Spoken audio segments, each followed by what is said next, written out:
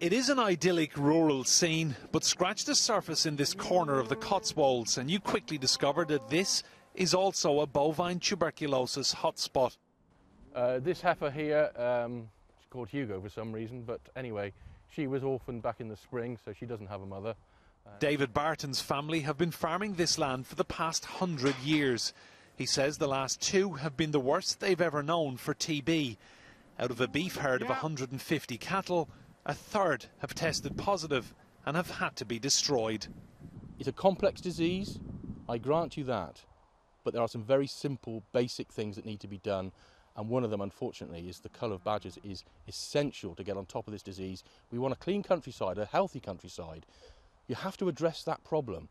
You can't just leave badgers infected with TB. It's not good for them. It's not animal welfare.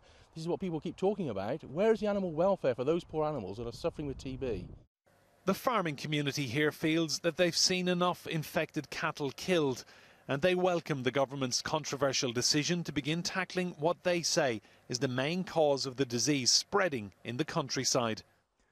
Well, this is precisely what the marksman will be looking for, telltale signs of the badger. You can see all the soil here has been eroded as the badgers come out at night, and just at the top here, just in there, there is a badger set, and I'm told there are 4 of those within a half-a-mile radius of that field where the cattle were grazing.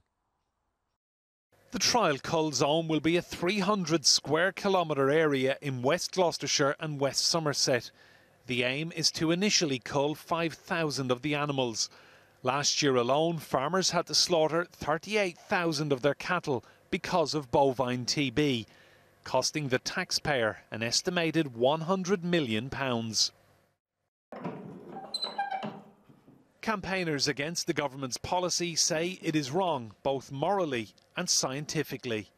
The reason the government don't want to test these animals is because they're probably going to find a general disease rate of around 16%, and animals which have late-stage progression disease, where they're likely to spread it, of only about 1%. That's not enough to justify in the public's mind killing 100,000 of these protected species over the next 5 to 10 years, which is what the Secretary of State has been talking about recently. So I think this is a disastrous, ill-thought-out policy, and it doesn't surprise me that most leading scientists in the land wouldn't touch it with a barge pole. The National Farmers Union successfully applied for an injunction to prevent people protesting near the cull zones. But that hasn't stopped some campaigners from targeting farmers and publishing their details on the web. If the 6-week pilot scheme is a success, it could end up being rolled out nationwide. Enda Brady, Sky News, Gloucestershire.